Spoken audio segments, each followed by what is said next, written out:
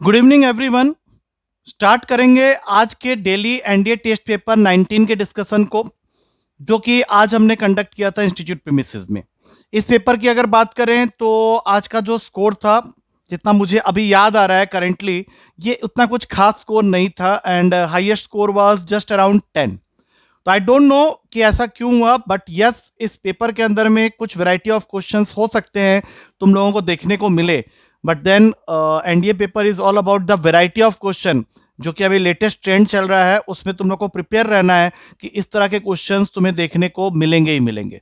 तो अगर आज का पेपर उतना अच्छा नहीं भी हुआ है तो इसमें अफसोस वाली कोई बात नहीं होती है, क्योंकि जब पेपर हमारा अच्छा नहीं होता है तो हमें नई चीजें सीखने को मिलती है। और अगर पेपर अच्छा हो गया तो इट्स वेल एंड गुड। तो अगर कोई पेपर किसी दिन खराब हो जाता है तो उसके लिए ज्यादा रिग्रेट नहीं करना है, बट यस, बिना सॉल्यूशन को जाने हुए अपने आप को तसल्ली नहीं देना है कि आज का दिन मेरा अच्छा गया। तो इसी विश्वास के साथ, इसी को सही करते हुए हम लोग स्टार्ट करेंगे आज के इस पेपर के डिस्कशन को और जानेंगे कि क्या गलतियां हमने की हैं जो कि फ्यूचर में हमारे लिए यूजफुल रहेगा। तो स्टार्ट करते हैं आज के पेपर का सबसे पहला क्वेश्चन। आई थिंक यही एक क्वेश्चन था जो मैं उम्मीद कर रहा था कि सारे के सारे बच्चे जरूर कर लिए होंगे, because it's a very simple question जिसको हम लोग सिंपली वैल्यू पुटिंग से सॉल्व कर लेंगे। क्वेश्चन लोगारिथम का है और सीधी सी बात है कि क्वेश्चन के अंदर में अगर मैं ऑप्शन में से 0 को उठा के पुट कर दूं तो मेरा क्वेश्चन चेंज हो जाएगा log बेस 7, log बेस 5। अब जरा ध्यान से देखो, यहां पे रूट एक्स है और यहां पे भी रूट एक्स है, तो इन दोनों जगह में अगर मैं 0 पुट कर दूंगा तो ब्रैकेट के अंदर सिर्फ 5 रहेगा। और हम लोग सबको ये फॉर्मूला पता है लॉग का कि log a के बेस में a हमारा 1 होता है, तो ये पूरी वैल्यू 1 में कन्वर्ट हो गई। और log 1, दैट मीन्स log 1 हमेशा ही 0 होगा टू द बेस ऑफ 7। तो करेक्ट आंसर तुम्हारा जो है इस क्वेश्चन के लिए, जो इक्वेशन को बैलेंस करना था, वो 0 पे हो जा रहा है। तो सीधी सी बात है, करेक्ट आंसर इज 0। मतलब 0 पुट करके तुमने इक्वेशन को बैलेंस कर दिया है, so that is your correct answer. अब चलेंगे अगले क्वेश्चन की तरफ। ये क्वेश्चन भी कुछ खास क्वेश्चन मेरे लिए तो नहीं है और ना ही उन बच्चों के लिए होगा जिन्होंने कंपोनेंडो एंड डिविडेंडो प्रॉपर्टी को अच्छी तरह से समझा है, क्योंकि ये क्वेश्चन को देखते ही तुम्हें आइडिया लग जाएगा कि it's a question of componendo and dividendo. तो क्वेश्चन में सबसे पहले देखेंगे tan अल्फा की वैल्यू दे रखी है k cot बीटा के साथ, और क्वेश्चन तुमसे पूछ रहा है कि cos alpha minus beta upon cos alpha plus beta का रेशियो क्या होगा। तो सबसे पहले तो साइन कॉस में ब्रेक करने की वो मांग कर ही रहा है, तो इसको हम लोग तोड़ लेते हैं sine alpha upon cos alpha, और इसकी जगह में लिख देते हैं कॉट बीटा की जगह में cos beta upon sign beta. अब अगर मैं इसको क्रॉस मल्टीप्लाई कर दूं तो ये बन जाता है sine alpha sine beta upon cos alpha cos beta equals to k by 1। और मैं इसको थोड़ा उल्टा कर रहा हूं, cos alpha cos beta upon sine alpha sine beta को लिख लेता हूं 1/k के इक्वल। अब ये मैंने क्यों किया है ये हर वो बच्चा समझ सकता है जिसको ये फॉर्मूला याद हो। तो अब अगर मैं इस स्टेप में कंपोनेंडो एंड डिविडेंडो प्रॉपर्टी लगाता हूं तो मेरे नेक्स्ट स्टेप में ही डायरेक्ट आंसर आ जाएगा। बट उससे पहले एक बार कंपोनेंडो डिविडेंडो प्रॉपर्टी को देख लेते हैं। ये प्रॉपर्टी हमें ये कहता है कि if a by B is equals to c by D, तो we can always write a plus B upon a minus B is equals to c plus D upon c minus D. ये मैंने पहले भी तुम लोग को बताया हुआ है क्वेश्चन करते समय। This property is known as componendo and dividendo. तो ये प्रॉपर्टी जब हम लोग यहां लगाएंगे, इसको a, इसको b, इसको c और इसको d मानते हुए, तो ऊपर आ जाएगा cos alpha cos beta plus sine alpha sine beta whole upon में cos alpha cos beta minus sine alpha sine beta, और राइट हैंड साइड में c और d 1 और k को मानते हुए 1 प्लस के अपॉन 1 माइनस के। अब आई होप सबको ये फॉर्मूला याद होगा, cos alpha cos beta plus sine alpha sine beta formula होता है cos अल्फा माइनस बीटा का, और अगर बीच में माइनस का साइन लगा दे तो यही फॉर्मूला बन जाएगा cos अल्फा प्लस बीटा का। और यही था जो हमें फाइंड करना था, तो हमारा आंसर आ चुका है and we have to just check in which option this answer is given. तो हमें आंसर मिल गया है, A is your correct answer. I think ये क्वेश्चन भी तुम आराम से कर सकते थे। अब अगले क्वेश्चन में चलते हैं।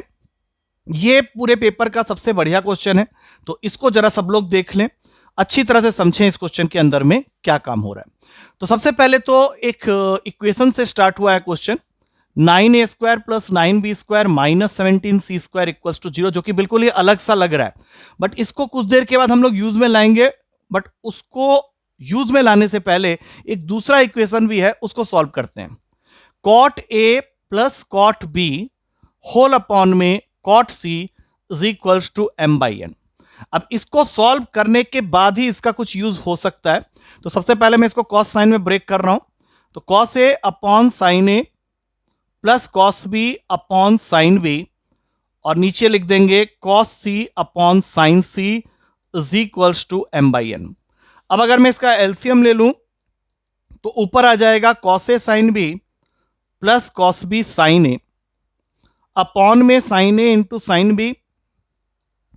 ये साइन सी चले जाएगा ऊपर, तो यहां चिपका देते हैं साइन सी को, और नीचे रह गया तुम्हारा कॉस सी, और ये पूरा का पूरा रेशियो अभी भी m बाई एन के इक्वल ही है। अब यहां पे हम लोग को अपना थोड़ा सा ट्रिग्नोमेट्री वाला दिमाग लगाना है, क्योंकि ये फॉर्मूला बन चुका है कॉस ए प्लस बी का, तो sorry sine A plus B का, तो मैं यहां लिख रहा हूं साइन ए प्लस बी, साथ में मल्टीप्लाइड में है साइन सी, उसको वैसे ही रहने देते हैं, और नीचे तुम्हारा आया हुआ है साइन ए साइन बी इंटू कॉस सी, और ये पूरा का पूरा रेशियो m बाई एन के इक्वल है। अब साइन ए प्लस बी इसको हम लोग रिप्लेस कर सकते हैं for a triangle ABC pi minus C से, क्योंकि अगर A plus B plus C triangle में 180 होता है तो साइन ए प्लस बी को हम लोग साइन 180 माइनस सी तो लिख ही सकते हैं, और साइन 180 माइनस थीटा जो होता है वो साइन थीटा होता है। तो अगले स्टेप में कुछ ऐसा होगा कि हम लोग को अब धीरे धीरे ये एबीसी मिलने स्टार्ट होंगे। तो साइन सी ये बन गया साइन स्क्वायर सी, और अपॉन में है sine A into sine B into cos C is equals to m by N.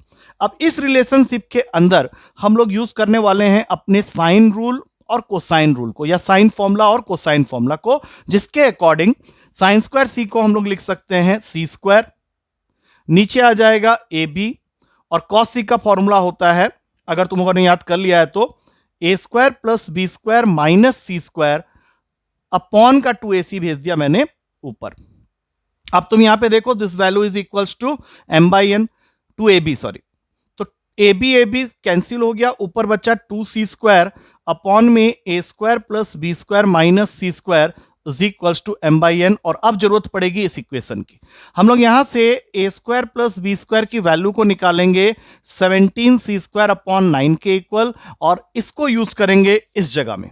तो अगर ऐसा मैं करता हूं तो ये बन जाएगा 17c square upon 9 minus C square equals to m by N. अब ये 9 ऊपर चले जाएगा, और थोड़ी देर के बाद तुमको ये दिखने लगेगा कि तुम्हारी जो वैल्यू आ गई है यहाँ पे m बाई एन की, वो फाइनली रिड्यूस होके बन रही है। एक बार इसको चेक कर लो, 8 यहाँ पे आ जाएगा, 4 हो गया, तो टोटल आंसर आ रहा है 18c स्क्वायर अपॉन में 8c स्क्वायर 917 हाँ is equals to m by N. C square से सी स्क्वायर कैंसिल हो गया, 18 और 8 को काटेंगे 2 के टेबल में तो 9 बाई 4 हो जाएगा। तो m बाई एन फाइनली हमने प्रूफ कर दिया, जो कि क्वेश्चन का सबसे इंपॉर्टेंट पार्ट था, 9 by 4। That means m is 9 and n is 4। तो क्वेश्चन हम लोग से m प्लस एन की वैल्यू मांग रहा है, तो आंसर इज 13। ये बहुत ही आइडियल क्वेश्चन है अभी तुम्हारे latest trend of NDA paper के ट्रिग्नोमेट्री के क्वेश्चंस के अकॉर्डिंग। तो डेफिनेटली इस वीडियो को एक दो बार और देख लेना, और इस क्वेश्चन को जरूर समझ लेना कि मैंने इसके अंदर में क्या किया। अब चलते हैं अगले क्वेश्चन की तरफ। अगला क्वेश्चन सिंपल है, हाइट एंड डिस्टेंस का केस है, जिसमें तुमको ये दिया हुआ है कि ए boat is moving away from the top of a cliff. एक क्लिफ बना लेते हैं ए बी का, और इसकी हाइट हमें क्वेश्चन में दे रखी है 150 मीटर। तो तुम्हारा जो बोट है, सपोज कर लो ये तुम्हारा बोट है, तो it is moving away, and it is moving away from से C point to D point. इसको एक आदमी कोई चला रहा है, और उसने इस बोट को सी पॉइंट से डी पॉइंट तक पहुंचा दिया है कितने मिनट में, एक बार देख लेते हैं। क्योंकि जो आदमी ऊपर खड़ा है वो इसको मार्क कर रहा है, इसको मार्क कर रहा है, that means angle of depression बना रहा है वो। तो फर्स्ट केस में उसने बनाया होगा 60 डिग्री, और उसके बाद जब ये बोट आगे चली गई है तो ये डिप्रेशन कम होता हुआ गया है, और यहां पे ये बन रहा है 45 डिग्री। नहीं, ये नहीं आएगा, इतना सा होगा 45 डिग्री। तो सी से डी तक जाने के लिए उसको टाइम लगा है, कितना मिला है, 2 मिनट्स। तो 2 मिनट्स में सपोज कर लेते हैं इस बोट की स्पीड है x, और टाइम लगा है उसको सी से डी तक जाने के लिए से 2 मिनट्स। तो उसने कितना डिस्टेंस कवर किया होगा, तो डिस्टेंस होता है स्पीड इनटू टाइम, तो ये 2x कर लेते हैं यहां पे। अब स्टार्ट करते हैं छोटे ट्रायंगल से, बीसी से स्टार्ट कर लेते हैं। तो अगर मैं इस छोटे ट्रायंगल को अप्लाई करता हूं, that means in triangle ABC, तो यहां पे मैं साफ लिख सकता हूं tan 60 degree is equals to 150 upon BC. अब tan 60 की वैल्यू होती है √3, तो यहां से हम लोग को बीसी की वैल्यू मिल जाएगी 150 बाई √3। इसको संभाल के रख लेते हैं। अब चलते हैं बड़े ट्रायंगल में। बड़ा ट्रायंगल का यहां पे मतलब हो गया इन ट्रायंगल एबीडी। इसमें क्या होगा, तो tan 45 degree is equals to 150, that is the height, upon में बीसी प्लस सीडी, जिसमें से बीसी मैंने निकाल लिया है 150 बाई √3 और ये है तुम्हारा 2x। अब tan 45 हम सबको पता है कि उसकी वैल्यू 1 के इक्वल होती है, तो we can simply write 150 is equals to 150 by √3 plus 2x। तो यहां से x की वैल्यू जब तुम इसको सॉल्व करोगे, अगर इसको कायदे से सॉल्व करते हो, तो ये 150 माइनस 150 बाई √3 हो जाता है और अपॉन में 2 आ जाएगा। लेकिन तुमको आंसर किस में चाहिए, तुमको चाहिए speed of the boat in metre per hour. तो 150 तो ऑलरेडी मीटर में है, पर इसको आवर में कन्वर्ट करने के लिए तुमको 60 से डिवाइड करना पड़ेगा और वो 60 चले जाएगा तुम्हारा ऊपर। अब इसको थोड़ा रेशनलाइज कर लो, जगह थोड़ा कम पड़ रहा है, मैं यहां करने की कोशिश करूंगा। सबसे पहले 150 कॉमन लिया मैंने, 150 कॉमन लोगे तो ये अंदर आ जाएगा 1 माइनस 1 बाई √3 इंटू 60 बाई 2। अब ये 2 इसको काटेगा 30 में, तो 4500 तो दिख ही रहा है मुझे आंसर में, और ये बन गया √3 माइनस 1 अपॉन में √3 मीटर पर आवर। ये तुम्हारा फाइनल कैलकुलेशन हुआ है and I think it is visible here, जिसको ज्यादा सॉल्व करने की जरूरत नहीं है। बी ऑप्शन में ये आंसर तुमको क्लियरली विजिबल है। तो टफ तो नहीं बोलूंगा, ज्यादा इजी भी नहीं बोलूंगा इस क्वेश्चन को। तुम ये कह सकते हो कि आंसर के पीछे तक भागते जाओगे तो ये आंसर तुमको मिल जाता। अच्छा, अगला क्वेश्चन आ गया कॉम्प्लेक्स नंबर का स्क्वायर रूट फाइंडिंग का क्वेश्चन है, लेकिन इसमें ध्यान रखना कि उसने फाइनली तुमको जो फाइनल आंसर है उसका कंजुगेट निकालने के लिए बोला। आई डोंट नो कितने बच्चों ने इसको ध्यान से देखा होगा या वो सिर्फ स्क्वायर रूट निकाल के ही रुक गए। क्वेश्चन था रूट का 5 प्लस 12 आयोटा प्लस रूट का 5 माइनस 12 आयोटा, और इसको डिवाइड किया गया है रूट का 5 प्लस 12 आयोटा माइनस रूट का 5 माइनस 12 आयोटा। मैंने तुम लोग का स्क्वायर रूट निकालने का फॉर्मूला बताया हुआ है, उसके अकॉर्डिंग इस वैल्यू का स्क्वायर रूट जब हम लोग निकालेंगे तो इसका जो रियल पार्ट होगा, से रियल पार्ट इज x, तो वो हो जाएगा 5 प्लस अंडर रूट का 5 स्क्वायर प्लस 12 स्क्वायर अपॉन में 2 पूरे का अंडर रूट। तो टोटल हो गया 5 प्लस 13 बाई 2 पूरे का अंडर रूट, जो कि फाइनली 3 बन जाएगा। और y निकालने के लिए सिर्फ इसको उल्टा करना होता है, तो ये माइनस के साइन के साथ उल्टा होगा और यहां से आ जाएगा √8/2 दैट इज 2। अब मैं इनकी वैल्यूज यहां पुट कर रहा हूं, तो यहां से निकलेगा 3 प्लस 2 आयोटा और यहां से निकलेगा 3 माइनस 2 आयोटा। ठीक उसी तरीके से नीचे जाएंगे, यहां पे 3 प्लस 2 आयोटा और इसका साइन चेंज हो जाएगा -3 प्लस 2 आयोटा। तो ऊपर से 2 आयोटा कैंसिल, नीचे से 3 कैंसिल, और फाइनल आंसर आ गया 6/4 आयोटा दैट इज 3/2 आयोटा। अब इसको रैशनलाइज करते हैं ताकि ये स्टैंडर्ड फॉर्म में आ जाए, तो ये आ गया 3i माइनस 2। लेकिन हमें तो ये नंबर अभी मिला है फाइनल आंसर, हमें चाहिए इसका कंजुगेट, और कंजुगेट का मतलब होता है आयोटा के सामने वाले साइन को चेंज कर देना। तो ये चेंज करने पे आंसर आ जाएगा प्लस का 3 iota by 2 and that is available in C option. तो यहां पे तुम्हारे 5 क्वेश्चन हो गए हैं। अब अगले क्वेश्चन में चलते हैं। अगला क्वेश्चन, हाँ ये बहुत बढ़िया क्वेश्चन है और ये कई बार तुम्हारे पेपर में आ चुका है। तुम्हारे पास में एक क्वाड्रेटिक इक्वेशन है जिसके अंदर P और Q है तुम्हारे coefficient of x square and x, और क्वेश्चन ये पूछ रहा है कि P और Q के कितने वैल्यूज का तुम सेट बना सकते हो फ्रॉम दिस 1 2 3 4 वैल्यूज ओनली, जिससे कि ये इक्वेशन तुमको एक रियल रूट दे। तो सबसे पहले तो मैं इस क्वाड्रेटिक इक्वेशन को लिख रहा हूं, और हम लोग सबको पता है कि अगर हम लोग को किसी क्वाड्रेटिक इक्वेशन के अंदर से रियल रूट्स चाहिए तो उसके लिए कंडीशन होता है कि b square minus 4ac must be greater than equals to 0। तो इस इक्वेशन के हिसाब से ये हो जाएगा q square minus 4p greater than equals to 0, और you can simply say q square must be greater than equals to 4p। अब हम लोग यहां क्या करने वाले हैं, हम लोग p और q के सेट बनाएंगे। सपोज कर लो मैंने p को वैल्यू दी 1, तो p को 1 जैसे ही दिया तो हमें q की ऐसी वैल्यूज लेनी पड़ेगी जिससे कि q स्क्वायर 4p से बड़ा हो। p को अगर मैंने 1 दिया है तो मेरा राइट हैंड साइड बन गया है 4, तो q क्या क्या वैल्यू ले सकता है, तो वो ले सकता है 2 3 और 4, क्योंकि अगर वो 2 लेगा तो 2 का स्क्वायर 4 होता है, तो इक्वल्स टू तो है ही हमारे पास। 3 लेगा तो 9 हो जाएगा जो कि ग्रेटर हो जाएगा, 4 लेगा तो 16 होगा, तो ये 3 बन गए। अब P नेक्स्ट वैल्यू क्या ले सकता है 2। जैसे ही तुमने P को यहां 2 डाला तो तुम्हारा राइट हैंड साइड हो गया 8।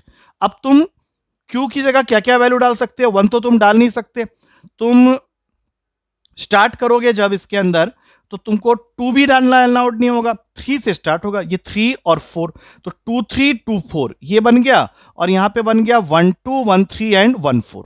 अब चलते हैं P के नेक्स्ट सेट ऑफ वैल्यूज की तरफ। सपोज करो हमने P को वैल्यू दे दिया 3, तो ये हो गया 4 3 12। तो Q अब यहां पे सिर्फ एक ही वैल्यू ले सकता है, क्योंकि अगर वो 3 लेगा तो 9 होगा, तो यहां पे एक ही वैल्यू आएगी, दैट इज 4। और फाइनली P अगर वैल्यू लेता है 4 तो Q के पास एक ही वैल्यू रह जाता है लेने के लिए, एंड दैट इज 4। तब जाके वो इक्वल होगा, क्योंकि 4 इंटू 4 16, Q स्क्वायर 4 का स्क्वायर 16।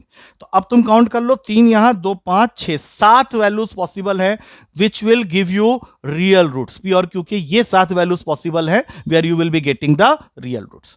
आई होप ये समझ में आ गया होगा। अगले क्वेश्चन में चलते हैं। अच्छा, बाइनोमियल थ्योरम का क्वेश्चन है, ध्यान से देखना, क्योंकि इसकी पूरी क्लास तुम लोग अभी लेटेस्ट में ही कंप्लीट किए हो। तो क्वेश्चन कह रहा है कि find the value of a if 17th and 18th terms in the expansion of, तुम्हारे पास में एक्सपेंशन के नाम पे है 2 plus a whole raised to the power of 50। तो अगर मैं इसका 17th टर्म लिख रहा हूं तो फॉर्मूला के अकॉर्डिंग ये हो जाएगा t 16 plus 1, और फॉर्मूला होता है NCR। एक बार फॉर्मूला लिख देता हूं TR plus 1 का, दैट इज NCR a के पावर में n माइनस r, b के पावर में r। तो हम लोग यहां पे लिखेंगे 50c 16, 2 के पावर में 50 minus 16 that is 34, and a के पावर में 16। ये तुम्हारा हो गया 17th टर्म। अब इसी तरह से इस फॉर्मूला से 18th टर्म जब निकालने जाएंगे तो ये बन जाएगा t 17 प्लस 1, और ये हो गया 50c 17, 2 के पावर में 33, a के पावर में 17। अब क्वेश्चन तुम्हारा क्या कह रहा है कि तुम्हारे 17th और 18th टर्म जो भी हैं, जैसे ये तुमने निकाला 17th टर्म और ये निकाला तुमने 18th टर्म, तो क्वेश्चन कह रहा है कि ये दोनों टर्म्स तुम्हारे इक्वल हैं, तो इनको इक्वेट कर दो। 50c 16, 2 के पावर में 34, a के पावर में 16, और यहां पे 50c 17, 2 के पावर में 33, a के पावर में 17। अब देखो इसमें से क्या क्या कैंसिल हो रहा है, क्योंकि हमें निकालना फाइनली a की वैल्यू ही है।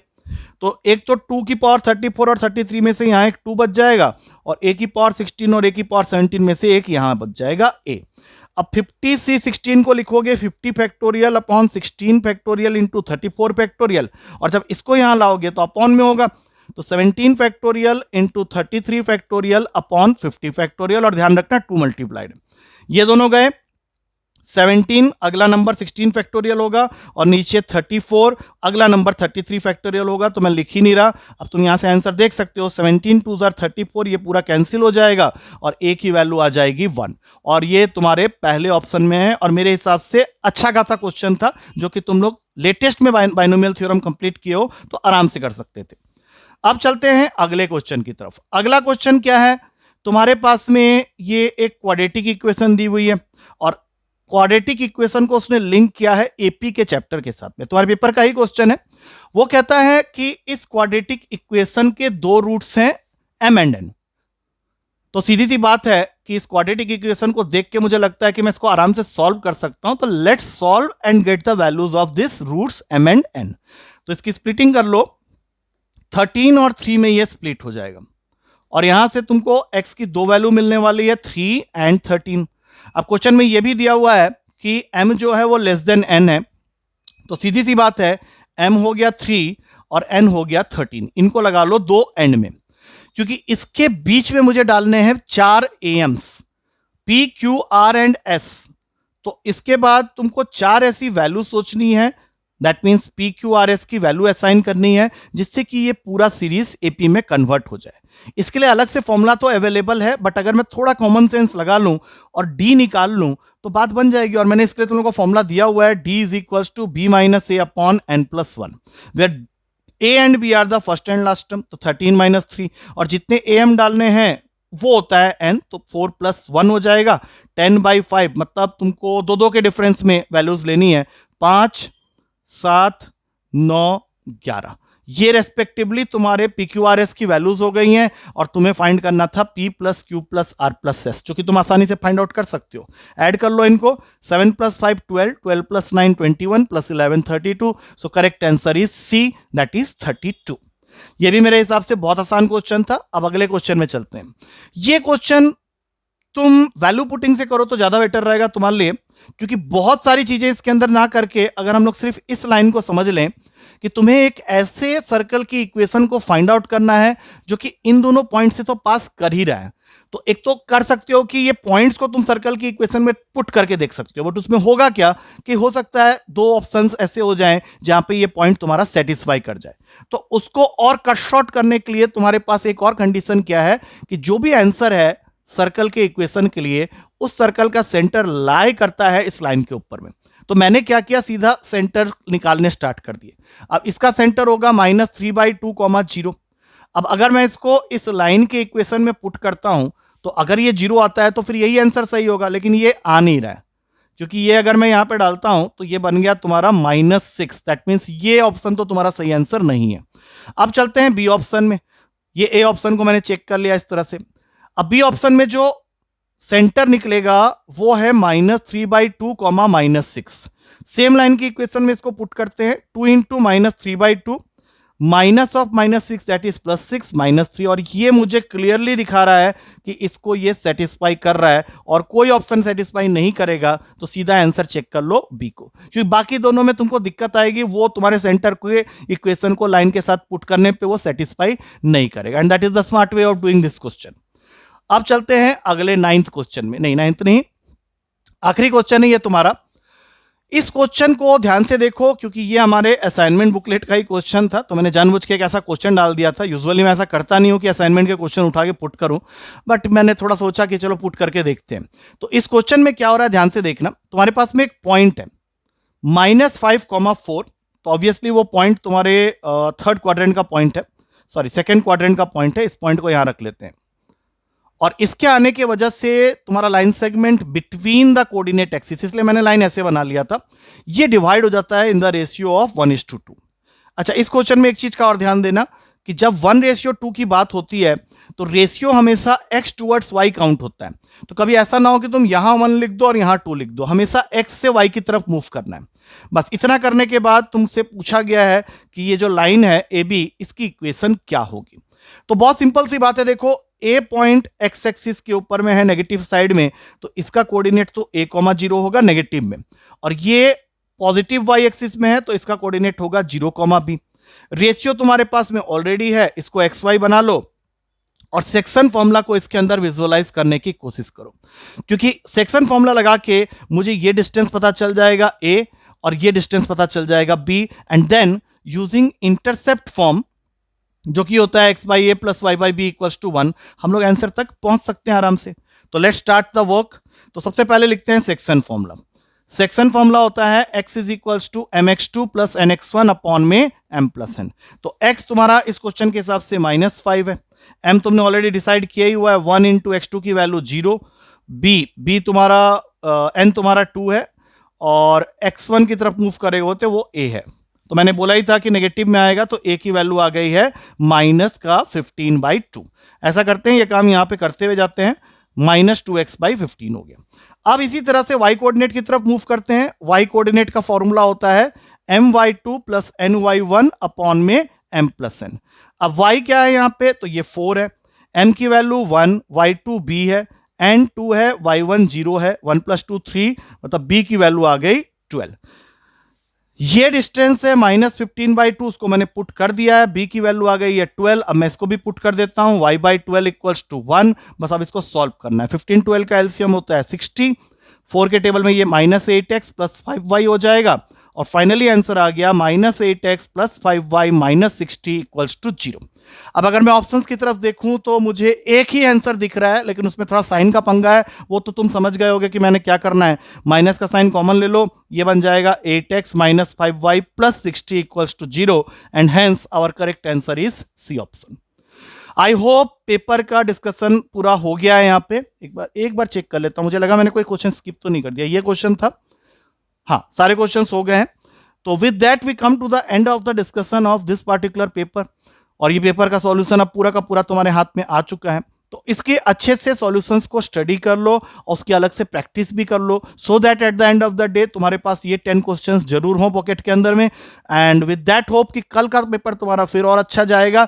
तो वेट करते हैं कल के पेपर के लिए, एंड एज यूजुअल इवनिंग में I will be discussing the solution of that. Take care, thank you to all of you. कल मिलते हैं सेम टाइम पे।